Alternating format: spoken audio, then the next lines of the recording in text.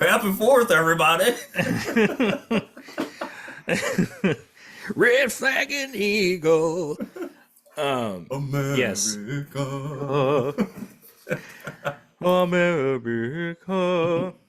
So yeah, Yeah, if it you all, reminds. yeah, go ahead, go ahead. I was gonna say it reminds me. So I was at Formula E this past weekend, and I witnessed two singing of the national anthems, and Two. yeah, the first was very straightforward, and the other one that she had some like embellishments in it, Mm. and it makes me think there are two kinds of people in this country. There's people who my mom, who are like, if anybody deviates from the normal melody at Hmm. all is like Satan. You know Hmm. what I mean? Like they're like, it's like, how dare Yeah. you?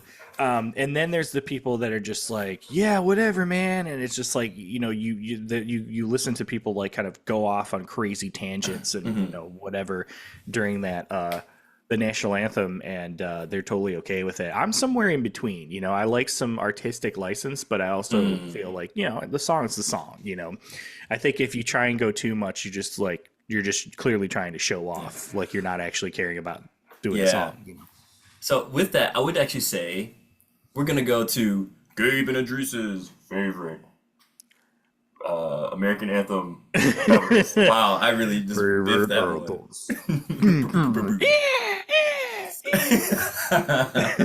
So actually, on that note, as you were talking about that, it reminded me that I think both you and I agree that the best cover or rendition of the Star Spangled Banner is by Whitney Houston at the Super 100%. Bowl. What was this like in the early 90s?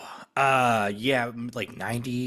Yeah, It was during the Gulf War. yeah. Um, So that'd be I like think. 91. It'd be 90 or 91. So I Maybe, think yeah, maybe. wasn't Operation I Desert Storm like 91? I think so. Yeah, I remember. I watched the video because I watched the Whitney Houston documentary. Hmm. Fascinating story. Hmm. But yeah, basically, what was crazy is like her producer restructured the song to fit her gospel sensibilities. The people who were playing it were super offended, but they reluctantly relented and recorded the thing. Hmm. He sent it to her in in like a cassette tape to listen to. And then 2 months later, like at the Super Bowl, he goes into like the ready room. He's like, "Okay, like have you listened to it and you're ready to go?" And she's just like, "Oh yeah, hold on 1 second." And she puts it in her Walkman, sits down at like a window and listens to it like 2 times. And she's like, "Okay, yeah, I got it." And then she just walks out there, just drops a bomb on everybody. I Dude, mean, it's if you haven't seen it, please guys, do yourself a favor. it Whitney is Houston Super Bowl so good. national anthem. It's amazing. Yeah.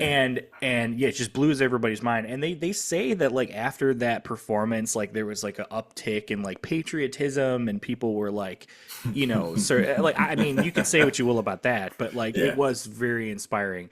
I would say the other one is probably like Jimi Hendrix. It's always a classic, Hmm. even though it's just like really, Hmm. really crazy and off the cuff, and Hmm. being a guitar guy, I lean towards that. Oh, you like Um, guitars? oh, do I? As, Oh, as, do as your I? shirt says, strum. Yeah, well, there's three in the background behind me, but Yeah. I can kind of reveal it with the blur. But yeah, and then Steve Vai has one too that he did like before Rock the Oh, Jocks, which was love like a Steve bunch of Vai. musicians playing baseball. But he did a great rendition of that as well. So, um, but yeah, no, we are in 100% agreement with that for sure. Hmm. Mm. Because yeah, Whitney I mean, goat status for I for mean, her. can we just say I think that's the only time I've ever had stank face listening to the anthem, right? The Like national you're just like, anthem. Oh well, you listen to the Steve Vai one, you might get that too as well. Actually, mm. I'm gonna think I need to post that again. I do get frequent stank face while listening to Steve Vai and yeah, and Joe Satriani. Yeah, So, you're um, you're getting influenced by me. yes, yes. Pretty soon, I will be wearing a shirt that says Strum and live in Portland. So, There you go. Oh, um, yeah, bring the kids. It'd yeah, be great. yeah.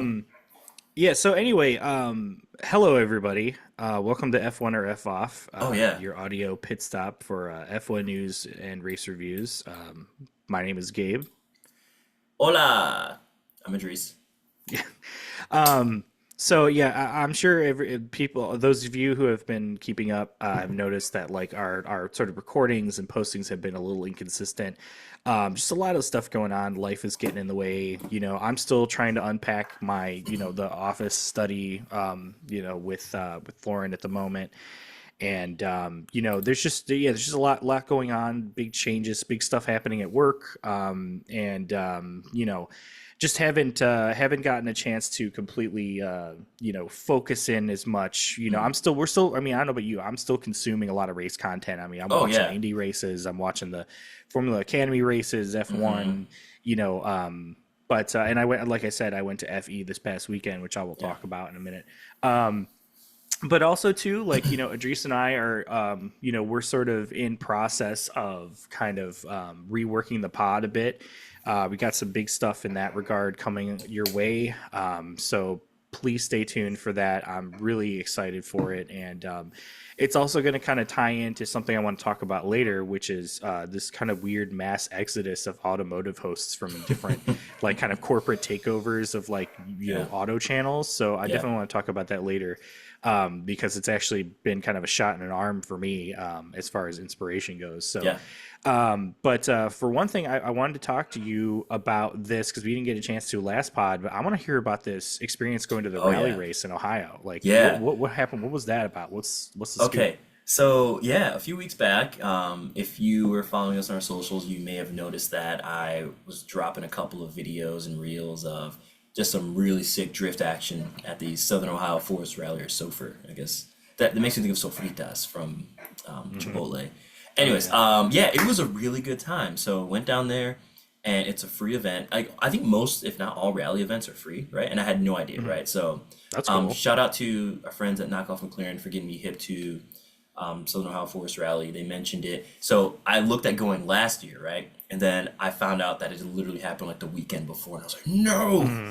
So Nice. I put it down on my calendar for this year, made some time for it, went down there. It was really cool. So I was kind of unfamiliar with how like the whole racing event worked, right? So typically you'll have two major heats, right, within the day, one in the morning, one in the like early afternoon, Yeah. and you'll have two spectators, at least at the Southern Ohio Rally, right? Two spectator areas you could go to. So we missed the first one, but I was able to catch the second one, and you just pull out your camping chairs, you sit down, and you watch these cars just come flying by you. And we picked a really good spot because we were able to see like a nice little hairpin turn, and then you see a lot of these cars just like getting it just right, and then some people just completely coming right into the gravel and the dirt and the Hmm. dirt trap. It was really, really awesome to see. So people were kicking up dirt every single time they flew by. You're just like, oh, oh. It was just really, really fun. My recommendation to you all is, if you have never been to a rally race, please check one out nearby you. I think they always need the local support. They love to have the fans there. Travis Pastrana was there. Nice. I'd forgotten that he was in the rally scene now. And it was just really, really cool. So I am actually going to add a few rally races to my wish list for next season. Um, Hmm. Funny enough, I ran into someone I went to college with at the race there, and he's big into rallies. So we were talking about it. So he was getting me hip to a lot of the information and what the scene's like. But there's a really cool race up in Michigan that is a winter race. So they're using snow tires and Nice. just yeah. So definitely going to make the drive up there for that in the winter. But yeah, it's a really easy, free way to see some really cool racing. And if you don't know exactly what rally racing is, here's kind of like the TLDR, right? You've got these really souped up, like kind of tuner cars, right, if you will, that are just tweaked, and like they adjust it for the performance they need, right? Like off-road racing, so you have the right tires, the right kind of shocks on there, that sort of thing, right? And you're ripping out anything you don't need, right? So that that subwoofer in the back that came stock with your Camry, gone, right? Actually, I don't even know where you'd get like a stock subwoofer in the back of your Camry, but anyway, so I'll yeah, take a you new have one. yeah, yeah, yeah. But like, I don't know. Like some people love like adding all their like modding their cars out, and it's just nuts, Mm. right? But anyways, so you have your driver, right? And then he's doing the driving, right? And then you have your navigator, effectively, right? He sits like a co-pilot passenger seat, and he's letting you know how fast you need to be going, right? At what turn, at what angle you need to hit this next turn, and it's wild because I didn't realize how ridiculous this was until I played like dirt. I Yeah. forget what it was. Was it Dirt Rally? Yeah, Dirt Rally a few years back, right? And that is one of the most difficult racing games I've ever played in my life. Like rally Difficult but racing, rewarding. it is so fun. Yeah, right. If you figure it out and nail it, it's very rewarding. Yeah. But rally racing, y'all, is so fun. Just look it up on YouTube. Some really great events you can take a look at. There's like Isle of TT Man Racing. Or I'm sorry, Isle of Man Racing. What else? What else is out there? You have all like just forest rally races, winter rally races. Like it's just so cool to see how the driver and the navigator, they are a unit, right? They are two like limbs of a body, but they are working in tandem to make something happen. It is so cool. It is a very, very dangerous level of sport, but it is so cool when it's nailed. Yeah. I mean, it's all about, four-wheel drive, lightness, fast acceleration. And they're going through these turns so fast that the navigator has he can't just be like, okay, when you're coming up here, you're gonna have to make a left, and it's gonna be a pretty severe turn. It's like no, that's too slow. You have to say like 500, which is 500 meters, left, which is the direction of the turn, and then like 1 or 2. Which means the degree of the turn. So like 1 is like a sharp hairpin, but like 6 will be like, they'll say like 500 right long 6. And then they like 4 over crest. Like things like that, just so they know how to navigate, and it's like the shorthand. It's fascinating. I definitely would love to go to a rally event. It'd be really rad. I mean, can you imagine how like I don't know, just like the guts it takes to be a navigator. Oh yeah, not to be the my driver. God. I think to be the navigator is actually more insane, right? Like the driver, you're more in control. Navigator, you're just like sitting there with your notebook. You're like, Yeah. Paying attention to the road, Yes. like reading these shorthand things. Yeah, but it's also dangerous is because like they're just in the forest. Like there's no Yes. barriers, there's no runoff areas. Like if they're off, they're like flipping around, they're hitting a tree. Like that's why like they have such intense roll cages and safety bits. I mean, like if you ever want to know what the golden era of rally racing is, it's pretty much the Group B area in like the late 80s. It was getting really out of control. And there was a pretty notable significant deaths that happened, which kind of ended it. But fascinating period of rally racing that produced a lot of really interesting cars and people. So really impressive. Absolutely. Well, that's awesome. Let's move on. Let's talk about F1 because we got some stuff to talk about. I don't necessarily want to go through like the play-by-play of the race. Forget it. No. Because for real, the only thing that really anybody needs to be talking about is Max versus Lando. And Russell's benefit from that. So I think the only other thing too to say about just Austria in general, because this was the Austrian GP, is that this track has been turning out some bangers of races. Oh, it's spectacular too. Austria does a really good job of that. So this is one that definitely needs to stay on the calendar. Not that it's under threat of leaving the calendar or anything like that, but like this is a good track. It's fun. It's sporty. It's quick. It produces exciting racing. Got some amazing camera angles. Yes. Yeah, it's fantastic. Well, and this is also the scene of last year. I don't know if you remember how there was like 126 different off-track violations or something that they had to like scan, right? Well, what's funny is that this year they just put a gravel trap there. So there was an actual literal consequence. And I remember I guess at the time I was hearing somebody had questioned them like, why can't you just stay within the lines? And they're just like, well, we're coming at such a high speed and we can't see it. But then now that there's a gravel trap there, like no problem. Most people are just avoiding it. So it's like, you guys are making excuses there. Like, and I remember because we were watching this when we were at the Honda Indycar race in Mid-Ohio, right? And so we're watching it as we're waiting for the race to happen, and it was just like track violation. Boom. But it's like, come on. So this year they put in that gravel trap, which a lot of people ended up going into the gravel trap and it was causing a problem. I think during qualifying, obviously Max got pole and Lando was behind. And I think McLaren tried to protest the Red Bull lap because I think they claimed that Max had gone offline. Yeah, yeah. Track And limits. but that didn't actually end up coming to anything, which I'm not surprised. It's Red Bull's home race; they're going to Yeah. be a little more lenient with them. I mean, and with that, You McLaren know, was like, let's take it into our own hands. yeah, yeah, right. Yeah, I think really the big thing, the big, I mean, with qualifying, I think the big takeaways were, obviously Red Bull was on top. That's not, unexpected. McLaren put up the good fight, which is just continuing to show that they're sort of the only team that's really hounding Red Bull at this point. But yeah, the Aston Martins were doing terrible. Oh my! Like, I'm sorry. Who? I I mean, haven't for heard of real, this team like, before. Is this some yeah, new startup team? right. I mean, they were literally they Golly. were out in Q1. I mean, that was embarrassing for them, And I know like Alonso was expecting it, but he's also just not happy, and I don't blame him. It's just like that should not have happened. They had such a meteoric rise in Yeah. 2023, and now it's just like nothing's translated You, into you this know year at all. you know what drives me insane about Aston Martin? They Stroll. other than other than Stroll, the only endearing thing I've heard about him is just the chapstick story that that turned into Shanali shared Oh with yeah, us. yeah. The only, literally Yeah. the only endearing But thing. Yeah. but other than that, he's still the son of a billionaire. But Son of a billion. so Aston Martin, right?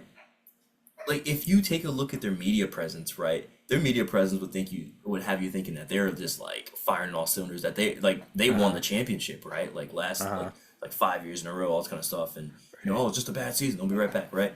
Because just yesterday I was looking at I was on the R Formula One subreddit, and they were talking. There was an article about how Aston Martin is like swapping out their technical leadership team, and they're going to come back like stronger than ever before. And maybe Newey will be there, maybe And then They're you look trying at to their throw on so track, much money at dude. him. Yeah. They want him so badly, and I don't know. Who knows? Who knows how that's going to go, right? I just don't. I don't know. Aston Martin just seems to be. I thought that they would be able to do it with the momentum that they had, but I don't what they're going through right now. I'm confused by, right? Yeah. Yeah. This feels like just a bigger budget Force India right now. Yeah. At this point, you know what I mean? Like they were Yeah. punching above their weight when they were Racing Point, when they were Force India, and now they've kind of grown into that position, and that like the weight has behind the punches has just kind of trickled Yeah. off, unfortunately. Yeah. And I feel bad for Alonso because he's like, I think he's done. I think he's done with F1 after this team. Like, Yeah, I mean, where do you go? What do you do? yeah, it sucks. I think he wanted to try and end on a high. Yeah. And, Aston Martin had some potential, but yeah, they're Yeah. just really kind of letting him down, which is it's just like Ferrari all over again. Even though with Ferrari he was definitely winning races. Yeah. But anyway, so we get to the race. Race kind of starts pretty typical fashion, right? I mean, like Max gets a good head start.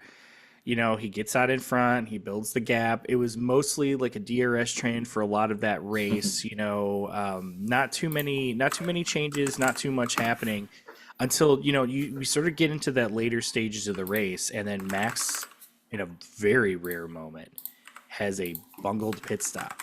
That was Like, amazing. I mean, and it wasn't even that bungled. Like, it Yeah. was just sort of like they were just kind of slow getting one of the tires on, right? Yep. But it was enough that Lando suddenly found himself catching Max, right? Mm-hmm. And so, well, because you called me, and you're just like, yeah, like, you still watching the race? I think it was like Like lap 40, right? no, it was later than it was a little later than that. It was like in the 50s, maybe like late 50s Sure. of like a 71 lap race.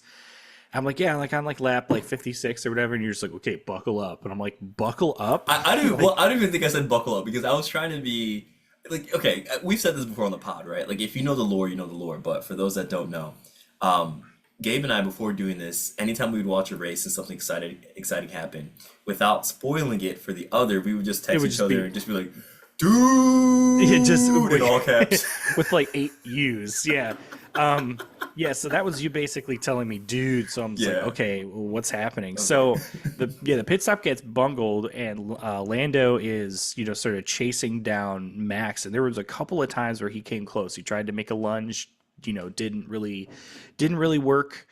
And then what was it, like 5 laps to go, right? He comes up on that turn two, and they collide. And like I remember at the time, like the first thing I noticed was Max's rear tire was down, and I was like, and like I was like freaking out, and I thought like, oh man, like I thought like if Lando had gotten away with that, there was like I think a couple of laps before where Lando made the lunge on Max and stayed on the track, and Max just like went off the track. He didn't even bother. He just avoided and then just like kept going and gained an advantage, like coming around that turn, right? Yeah. And like they were just like, well, you got to give the place back, dude, and he wasn't giving the place back. So they have the incident, wham, they hit each other, and then like they're both just everything is falling down, like they're just like trying to like navigate. I'm sorry, typing. I just really loud. I just didn't want. I want to be able to edit it. I have a new mechanical. Sorry. There you go. So yeah, they're trying to they're trying to like make it back to the pit area. Max they're just falling behind, and Lando apparently got even worse damage because he ended up retiring, and Max finished I think like 5th, and he was given a 10-second penalty. So it just shows you kind of how far. How far up they were. Yes. And then so then like Russell just comes swooping through and takes that win, which is just glorious. And how did he accept that win when he came in? Do you remember A classic What George. is that, dude? Classic he George. That, and I just literally went, "Oh, what is that?" Yeah. He's a hokey weirdo. Yeah. But then that's how he's never listened to Tupac or Biggie, man. He's like, yeah, right. But yeah, and then later that you look at, like, I mean, I remember at the time, I remember seeing it, and like I was like, Max ran into Lando, like Max moved in the braking zone, and then coming out of the turn, Lando's trying to pass Max, and Max forces him into the grass. It's just like, dude, that is too aggressive. That is too ridiculous, and he got a penalty for it. Yeah. And somebody brought up the point. They just said, Max, when he's backed into a corner, it's like, this is the old Max that we forgot. Like, we're so used to him just being ahead, being unchallenged, but the minute somebody challenges him, he gets aggressive, and it gets messy on track. And there's a great aerial shot. If you haven't seen it and you're still unconvinced, like, watch the aerial footage of it. You see, like, they're in the braking zone. Lando is as far to the left as he can go without being on the rumble strips, and Max just pulls into the left and just runs right into him. Like, he was well enough alongside. So real messy, man. I have a couple of thoughts about all this. I think Max will always drive like that.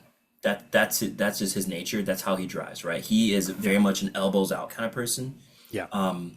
And that's okay, right?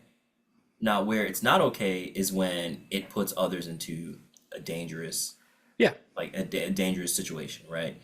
And I think Lando, because of the performance in this McLaren, is going to have to learn. I think he has learned, and we'll see at the next race in Silverstone, that when you're racing Max, just give it right back to him.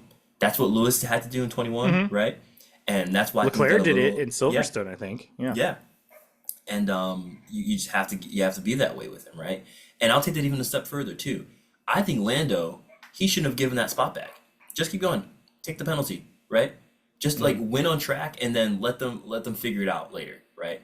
Because maybe he would have gotten like a 5-second penalty for not giving the place back. It wasn't Lando. No, it wasn't Lando that had to give the place back. Like, Lando did a lunge. No, there were a couple of times where Lando had, and I'm putting in air quotes for anyone who's not like watching, had gained an advantage off the track, right? Because he kind of swooped around, right? He didn't keep all 4 wheels on the actual track itself, right? And yeah, there are a couple times where like his race engineer came up. I didn't remember that. I mean, I remember I remember him lunging in and Max going to the outside and then just getting a huge advantage off the turn coming out. But that's what I'm saying, right? So that was the instance where Max gained an advantage off the track and did not give the place back. Lando also gained an advantage and he gave the place back. what I'm trying to point out here is that I think Lando's going to have to come with a new mentality here. That Yeah, he's like, okay, if that's what Max does, I do that too, and I do it even worse than him, right? If he yeah, wants to win, right? yeah. Because I actually don't think this year's Drivers' Championship is a promised thing to Max at all, or even Red Bull for the It's slipping away. constructors. Actually, I don't even think it's guaranteed for Red Bull as the constructors right now. I think Yeah, Checo's it's not slipping. pulling his weight. I think Yeah. McLaren has a chance to win the constructors, and I think Lando has a chance to really take it to Max the rest of the Hmm. season if he gets his elbows out and he gets nasty with them too, Hmm. and not like violent. You know what I mean? Just like Right. race him hard, race him really really hard, Yeah. right? Yeah. Just throw it right No, for back at sure. Max. That's what you got to do. Yeah, no, for sure. And I mean, I hope he does. I mean, Yeah, it's people want to see it. people do want to see it. Yeah, And I think honestly, in the long term, it should be good for Max, so long as he can yeah, learn the lesson, which I don't know if he will at this point, but who knows? There's been a lot of really cocky drivers that have won a lot of championships that have been kind of humbled a bit. mm, Sebastian Vettel is definitely one of those people. He did a lot of mm. reckless things in Red Bull, but then once he left and got to Ferrari, it was just like, oh, you know, the Scuderia really pounded him down. Scooters said, "Oh, let's see how quickly we can break your soul." Yeah, let's see how quickly we can humble you, my friend. Well, speaking of breaking down and being humbled, well, maybe not being humbled, but I do want to talk about the Formula E that I went through this Hmm. weekend. Just a quick little breakdown of it. So I went in 2023. It was the first time they were in Portland, and that race was great. There was a lot of people there. There's a lot of things to do. There's a lot of interactive stuff. There was a lot of exciting things on track. You know, it was a one and done kind of day, which was really fun to witness. This time around, way less of an enjoyable experience, in my opinion. Might not be what you hear from other people, but being there, there was really I'll just run down the list. The merch, nothing changed. The only thing that was added was Andretti had some of their new merch, which I bought, Hmm. but no new mugs, no new shirts, no little die cast cars, nothing. The let's see. There was there was the virtual like driving simulator, which is the only thing that Hmm. anybody ever wanted to try. So the line was wrapped around the thing. So I'm like, I'm not gonna ever get a chance to do that then. And then there was just like a bunch of little things. I mean, they had like Andretti had like their old Formula E car, and then Colton Herta's car there, which was Hmm. interesting. Got a lot of photos of that. Okay, cool. But then like there were way less food carts. Everything was way more expensive seemingly. And it was also super hot and super humid. And so like walking all that way to get down, the thing that was like the humidity and the heat would have been more bearable. It would have been more easily able to handle if there was more action on track. There was literally like we got there, it starts at like 7. Okay, Yeah, so it's like 7, and then it's like a practice session. 9 is qualifying. That goes to 11, and then the race doesn't start till like 2. dude, that's And a so lot of like dead time. and there's a lot of dead time, and there's nothing to do in that dead time. Like they had like entertainment where it was just like people playing on the stage like a concert performance, but it's just like that's not why we're here. I'm not here to go to a concert. I'm here to see action on track, so I'm at a racetrack. Yeah. And there was just nothing. And then you get to the race and that's fine. There's a lot of buildup, but then the race is only 30 laps, so it's over like that. Hmm. And it was just like why couldn't they do if they do the 2 days, why can't you have like practice sessions and qualifying for the 2 heats on this day, and then on the next day have both of the races or something, or just do everything on one day? Like it was just Hmm. really bad. But the thing that summed it up perfectly, and I know most people, like if you're not familiar with Portland, it's fine, but they showed Portland. The nearest mountain to Portland is Mount Hood. It's very picturesque. It's a nice point. Also, where And where where is Mount Hood too? what do you mean? Like It's physically in located. it's in Oregon. It's sort of north. It's like northeast of Portland, Okay. basically. You can see it in most places in Portland, but it's still like an hour and a half, 2 hours away, right? So they showed a picture of Mount Hood, and they're just like, "Welcome to Portland. We're here at the foot of Mount St. Helens," and it's just like, okay, like I mean. It's just like it's like the equivalent of like you go to London and you're like, here we're in London, and it shows like a picture of Big Ben, and it's just like, we're here at London at the Sears Tower, like or like they're in Paris and they're showing the Eiffel Tower, and they're just like, here we're in Paris, there's at the Paris Hotel in Las Vegas. Like, it's just like, you guys just Google, like, just look it up. I mean, it takes like 5 seconds. How do you get this wrong? Like, there had to have been somebody that checked that and they didn't. So it just kind of summed up a lot of it. It was just the racing was fine, but a lot of people were just watching it on the TV screens on the chairs, like not in the grandstands. The grandstands weren't even full, so it was just really depressing. Do you think part of this is because they're just getting up and going to Miami next year? Like, I think so. Yeah, because they were trying to act as though like it was the perfect place for them to be, and like, we're excited to come back next year, and it's like, you're not coming back next year. You already said you're not. oh wait, so they said they actually said that, like They were like announcer actually said, talking "We'll be about back like, next oh, year." like they had people walking around with surveys like, oh, like, are you excited to come back next year or whatever, and we're just like, you're not coming. You said you're not coming back next year. Like, you're gonna go to Miami, the place that's so known for environmentalism. So That's so funny because they're gonna yeah, they're it gonna was. use that survey to like gaslight everyone. Just be like, oh, well, no one responded to the I survey, think so we didn't come back. It's like, wait, you said you weren't coming back. Yeah, I think if they were to come back, I'm just gonna show up I'm gonna forego the nerds and the dweebs, and I'm just gonna be a casual and just show up at the race, because seriously, Yeah. it's the only thing worth watching, unless they bring in like, electric like sports car GT racing spec series or something in to support Formula E. Something, yeah. There's no reason to go not just at the race. I mean, Yeah. it's really bad. It's like, come on, this is your 10th season, guys. You need to figure this Yeah. out. So yeah, Yeah. so that was that. Dang, man, I'm so sorry. So why was last year so much better versus this year?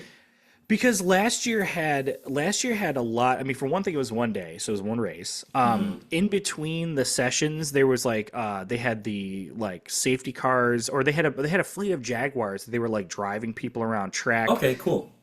There was a lot more food cart options that were a lot more spread out. The food wasn't as expensive, and also like the fan zone, there was a lot bigger areas for people to get out of the heat. There was like literally a big ass tent that people could go under to get out of the sun and the heat. That was gone.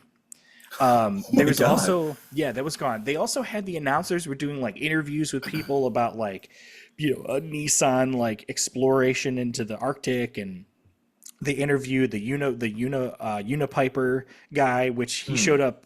He was at the entrance to the racetrack on day one, and that was it. He just never came back. So it's like, he was there just for that little bit. There was like this really awesome tent that had amazing cocktails they served in these little rainbow cups that Lauren and I kept because they were just amazing. There was like the merch area felt bigger, but like, the first time you're there, it's like, oh, I'm gonna get some merch. So like, it felt exciting. At this year, they had like the Hannock Tire Zone, which is just people telling you about tire compounds. And then like I think you could sign a thing and get like, traded for get a chance to win like a longboard or something. And I just like, I don't know, whatever.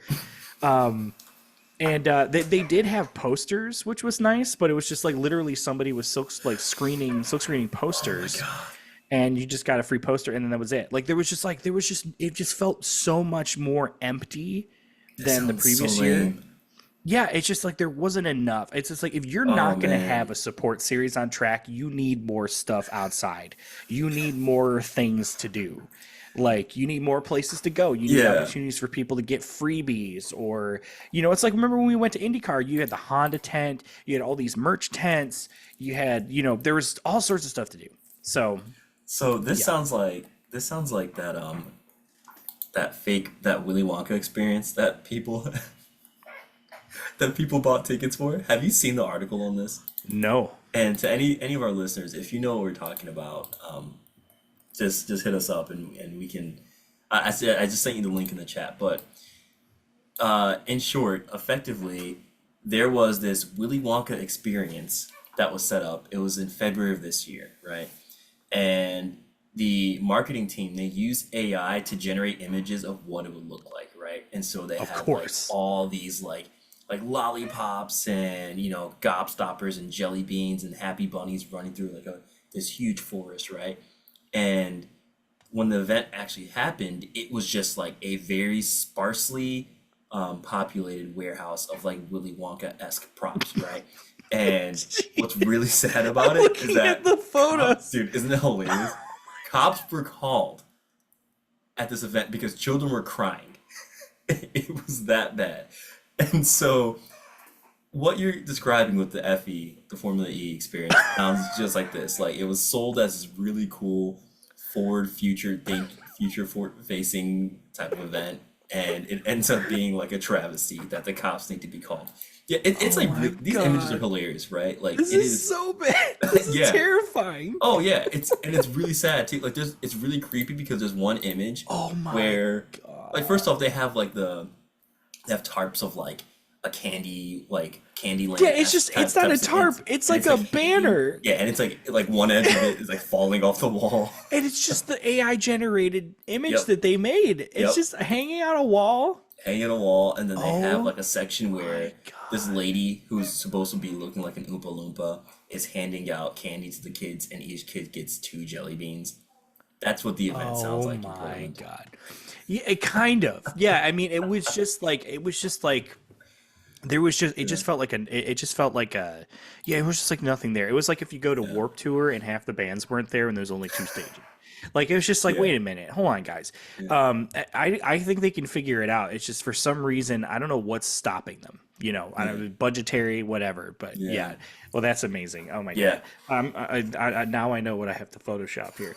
Um, but but yeah. Well, just to I was gonna say, speaking of like AI generated performance, uh-huh. let's talk about Alpine. Oh Um, Jesus. Yeah. Well, I so what's his face? Since he's come back, you're talking about Briatore? Briatore, yeah. Hmm. Apparently, Alpine is weighing the possibility of just becoming a Mercedes engine customer and just foregoing their entire Oh engine my God. plant because it costs them a tremendous amount of money, and obviously they can't build an F1 engine like they used to. So, It's crazy. yeah, and that apparently that has got Carlos Sainz tentatively interested because he's looking at the McLarens who are running Mercedes engines, and he's just Hmm. like, "Oh, I need a Mercedes engine for next year or for Hmm. 2026." And Alpine, they just have the Renault engines that are just like a canal boat, and so so them possibly switching to having Mercedes power plants has got him a little more intrigued. Yeah. But also the thing that's crazy about this whole situation is that Carlos is literally holding up the entire driver market. Yes. Like Yes. no, like Bottas doesn't know where he's gonna go. The Williams seat is open. The Haas seat is open. Like nobody knows what's gonna happen because Carlos hasn't really made his decision. He feels like the prettiest, the belle of the ball. He's the diamond of the season, As he should but be. like yeah, as he should be, but he's also just, he is not he's not making his decision and Well, it's creating a kind of a roadblock. well, let me ask you this. If you're Carlos Sainz right now with this information that's out there, do you go to the options you really have are Alpine, Sauber slash Audi, right? Williams. I think those are like the three, and Mercedes actually. Those are the four teams you have. I don't know why you would go to Alpine over Mercedes, Yeah, right? Mercedes apparently gave him an offer, but I guess he doesn't think it was big enough, or he doesn't. There's the rumor is that it's like it doesn't seem like it's something that's attractive enough to him. Like he feels like he's worth more, which seems wild to me. It's like you got Mercedes money. Like what Yeah. are they lowballing him? Like what's happening? Um, Sorry, Carlos. All we have is $1.50 in in a Corona. we have $1.50 and a schnitzel. Um, No, there also is like, he doesn't want to go to Haas, which I mean, hey man, sure, Yeah, can't I blame get him. it. But yeah, well, I think if I was Carlos Sainz, I mean, honestly, I would take the Mercedes deal, but Really? Yeah, but I think it's like for him in his perspective, he's trying to weigh like what's the safe option and what's the Yeah. risk. And I think Right. he looks at Mercedes as the safe option. Like they're not going to be at the bottom, but they're not going to be at the top. They're just going to be in there, and he'll get a steady paycheck. But I Yeah. think he wants to try and do something. He wants to try and take a risk on a team that could potentially be on the up. And Williams has sort of been trending upwards, but Yeah. not by much. Yeah. So I mean, that's it's tough to say. You know what I mean? Like, yeah, they have Mercedes engines, but like, if your aero package is not solid enough, that doesn't matter. You know what I yeah. mean? I mean, if I were him, look, you've been in F1 since 2016, right? Hmm. I would look at the equation as I need to ball out, right? High risk, high reward. Yeah. I think with that calculus, right, the most viable options are Sauber slash Audi and Williams, right? I agree with you. I think I'm with you. Mercedes is the safe option, right? But Mm-hmm. if he wants to be catapulted to success, I think it could happen with Williams in a couple of years. That's why Yeah. go there now, kind of build up rapport with Hmm. the team, and then you have like a weird Braun situation that happens in 26, Right. or go to Sauber and Audi. 2025 is a wash. Yeah. 26 maybe Well, some. I think You know, I think the Audi seat is closed for him though. I is mean it? I I thought I thought. because like I was seeing that like it's like not like nobody's talking about him possibly going to Audi anymore. I guess it's like out of the Oh, conversation. I think I must have missed that. So Yeah. yeah, because the last video I watched from the race specifically, they were Hmm. talking about how really his only options are just Williams, Alpine, or Haas, and he does not want the Haas seat. Yeah. Yeah. I would So not see. and then Mercedes gave him an offer, and he hasn't Yeah. really accepted it. So yeah, who knows? He's pretty much the one that's holding up that Yeah. driver market. But Yeah. speaking of Stinks. driver markets, though, Hmm. IndyCar has announced that Alexander Rossi is no longer to be with the McLaren team next year. He's the 2020 Indy 500 winner, I believe. I think it was 2020. I can't Hmm. remember. But he's an Indy 500 winner, and he's been in McLaren for a few years now. But apparently, he's moving along, and everyone's kind of confused because the driver market, at least in IndyCar, is immediately presented is kind of closed. It's not like there's any seats that are open. Although, there's been a lot of, especially from McLaren, there's a lot of Hmm. changes that have happened that's just random. Yeah. But apparently, the rumor has it that Will Power might actually retire, Wow. and I mean, he's been that doing this seat for a would come while. open. He has, and his wife had a lot of major medical problems the past couple of years, and I think he could be at that point in his career where he just retires and then just only runs the Indy 500s, trying to get that 500 win, Yeah. which would be amazing for him. Yeah. But yeah, I don't know. I mean, that's sort of the rumor mill for that. I don't know if that's actually going to happen. I mean, who knows? I mean, that Penske seat is very, very, very coveted. Yeah. So the minute Will is ready to leave, everybody's going to be a huge, just leaping at that. So, Yeah. Yeah. but yeah, also speaking of retirements, I Ooh. do want to talk about Yeah. Let's talk this about this sort real of quick. this drama going on with specifically Donut Media, but also there's a few channels like Hoonigan and I think what was it, Hoonigan and Uh, Motor is Trend motor? had Yeah, had I think so. Yep. had like these just this mass exodus of talent leaving these major automotive channels and media companies and just doing their own thing, starting their own channel.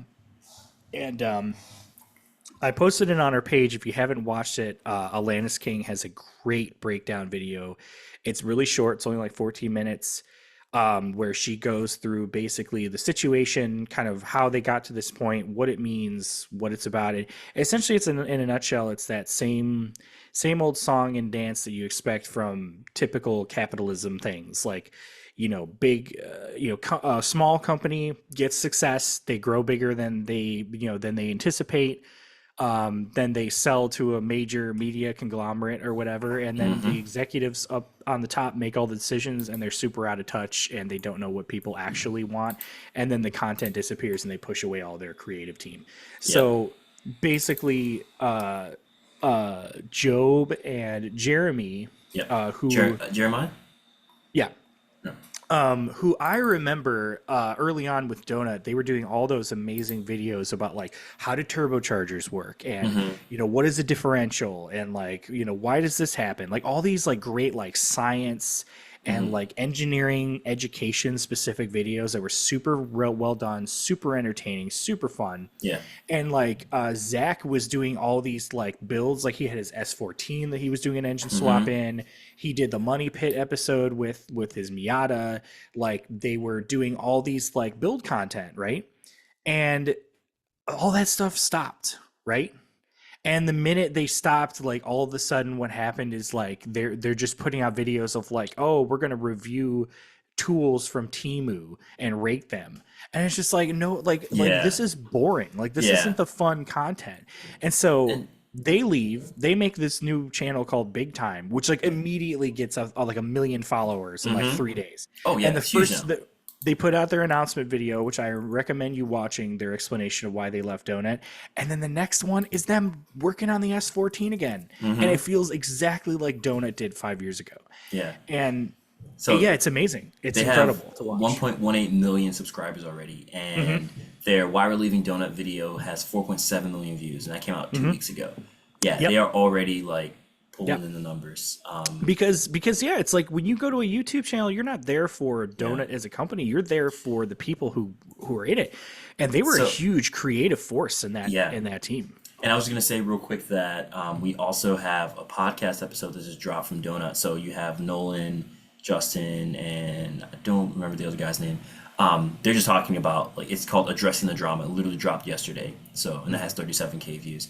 But the reason we're bringing this up is just because and how that relates to us tangentially is just that when you feel that you don't have the ability to like produce and make the things you want to do on a timeline and schedule that you can and want to, Right. it's kind of soul crushing, right? And Yeah. one of the other content creators I wanted to bring up was Chain Bear. Like Chain Bear is a huge inspiration for me. Like I Oh yeah. admire the work that he does so much, and anytime Gabe and I would be discussing like some kind of Formula One technology or concept, we would always just be sharing Chain Bear videos back and forth, right? And Yeah. it would help just level the playing field, right? As far as our knowledge level and information level for us to have like a really strong, smart conversation. And I think for him, he stepped away from making YouTube videos like it's been like 2 years now. I think the Yeah. last video he made was from the 2021 season, right? And it might have been like a 2022 like predictions video, and I think he was just like, yeah, I from what I remember seeing online and from what he was saying, I think he was just saying that he just needs some time off from doing all this kind of stuff, right? Because it's Yeah.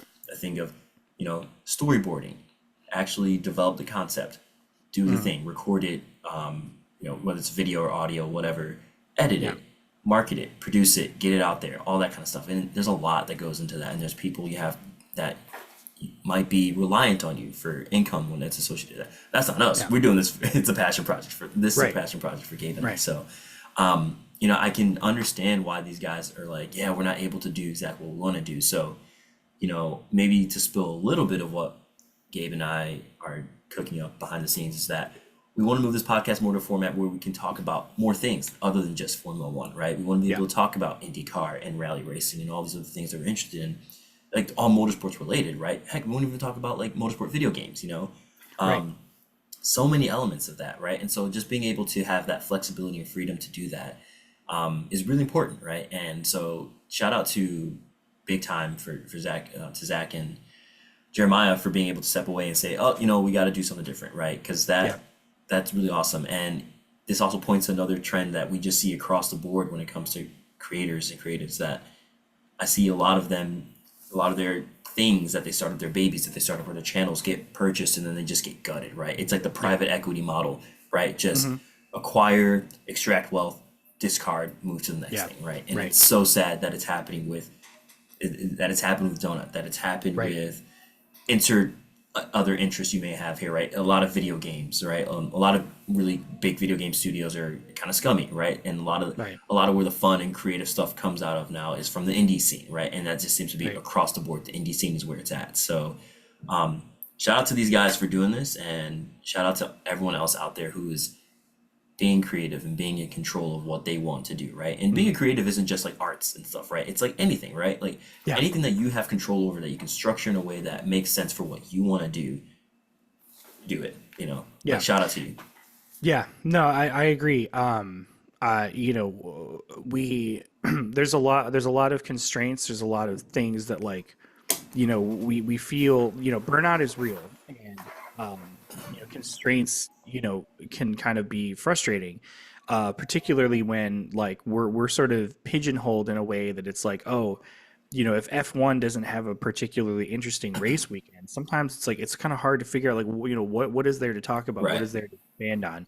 And you know, early on we did a lot of videos about F1 history and things like that, and like all these different things, and you know, but you know, only talk about that stuff for so much before you just, what else are we going to talk about that's F1 related, that's not just what's happening on the racetrack.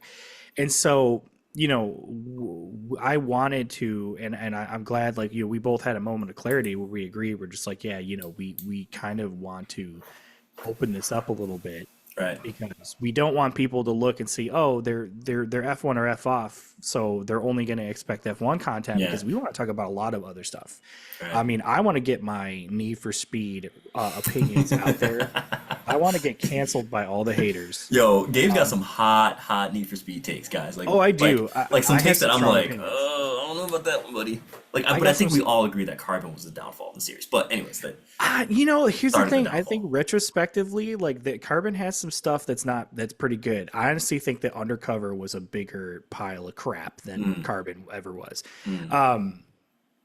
So yeah, but these are But things this you is can what we see. mean. This is what we want to do. We're We want to talk about talking. this stuff. And so yeah, and like also like there's a lot of long form stuff, like big projects that I want to be able to do and take time to edit and do right and add things and be able to like present it in a really nice way. So, you know, not being pigeonholed in a way is going to kind of, I think, help with that. And you know, this isn't to say that we're going to like stop doing a lot of what we do, because we do, but we just want to make it a little more free flowing, a lot more easier to digest, a lot more sort of open to everybody to sort of be able to find something that they like. Because it's like we said in the beginning when we made this podcast, we want this to be like two friends talking about stuff that they love that you can just eavesdrop on, you know, easily accessible, easily joinable.